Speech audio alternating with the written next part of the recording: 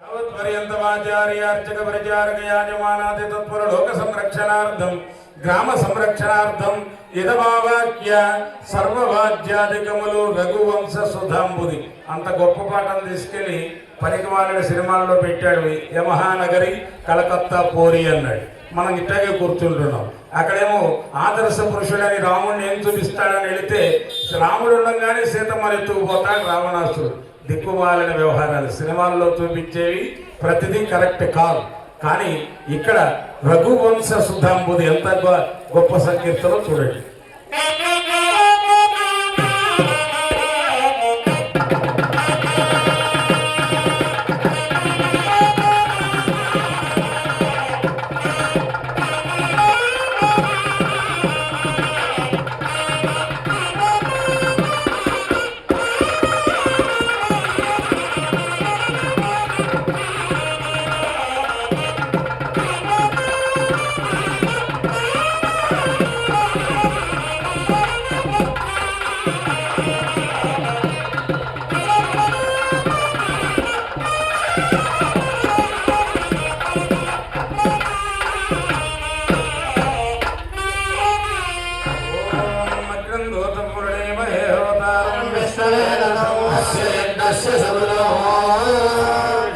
नमः सप्ताय सप्ताय अत्युग्रमूर्तये विश्वेश्वराय देवाय यज्ञमूर्तिमयात्मने तेजोधिपतये नमः भगवतोत्सव सेवार्थमागत्य विश्वक्सेनस्य समादेश संतोषकरोमि पश्चाज्जलन्दध्यातहलो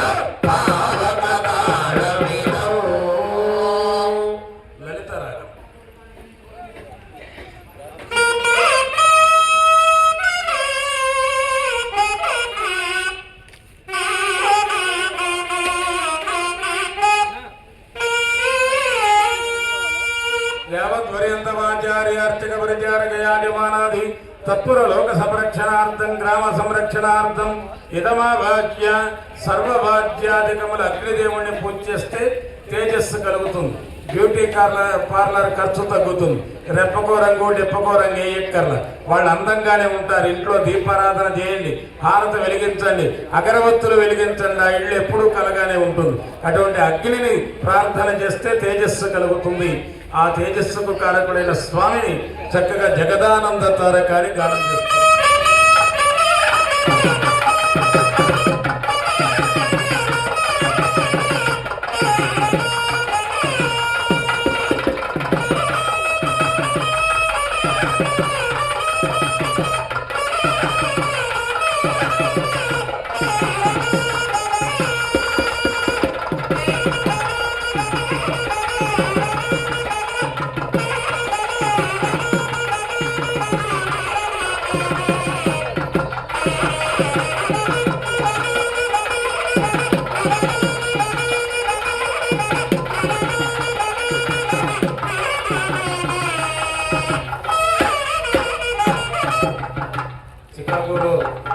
స్వామి వివేకానందుడు వెళ్ళినప్పుడు అక్కడ 2 నిమిషాలు టైం ఇచ్చిన వాళ్ళు ఇంకా మరిచిపోయాట, వింటూనే ఉన్నట్ట ప్రసంగం.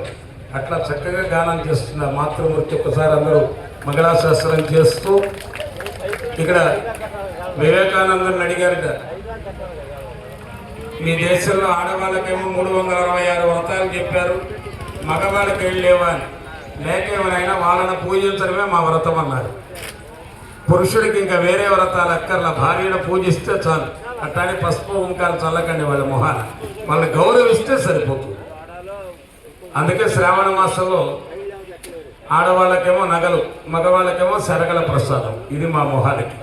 మొత్తానికి ఈ చక్కని దివ్యమైన ఆ యమధర్మరాజుని ఆవాహన చేస్తున్నారు. ఎందుకయ్యా అంటే హోంశాఖ, ప్రాణం తీసేవాడని కాదు యమధర్మరాజు, రక్షణ. ఆ హోంశాఖ ఇప్పుడు ఇందాక ఫైర్ శాఖ అయ్యింది, అంతకుముందు ముఖ్యమంత్రి అయ్యింది. ఇలా వరుస క్రమంలో 8 దిక్కులో వచ్చి నిలబడతారు స్వామి కైంకర్యాలు. ఇవే వాస్తు. ఆ వాస్తు దోషాలు పోవటానికి చక్కని యమధర్మరాజుని ఆరాధన చేస్తున్నారు.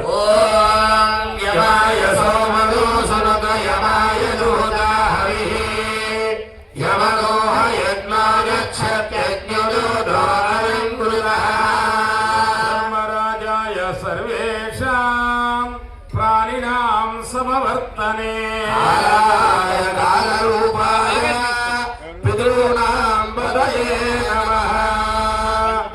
వేసవికాలం సెలవులు ఇచ్చారు. శనివారం సెలవులేమో మా ఇంజనీర్లకు అందరికీ ఉంది.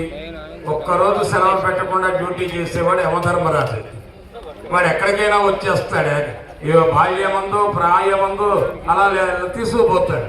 అందుకని యమధర్మరాజుని మనం ప్రసన్నం చేసుకుని ఆ సమయంలో భగవంతుడు పాదాలు పట్టుకోవాలి. యముడితో కూడా బయలు లేదు. దయానిదే పతిత పావన హరే యటంచు సుస్థిరమతులై సదా భజన సేయు మహాత్ముల పాదధూళి నాశిరమున దాల్చి నీరటకు చేరకుండంచు యముండు కింకరోక్కరములకు ఆనబెట్టెనట దాశరథి కరుణాపయోనిధి.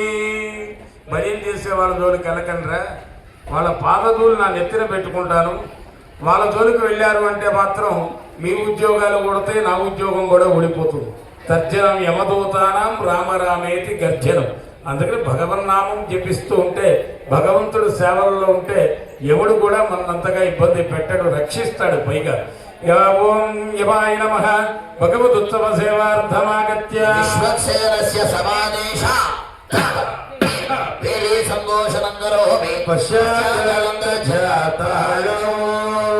కాలసువేణుకరాళముదా కృతి కందన భూషణ కంఠహితం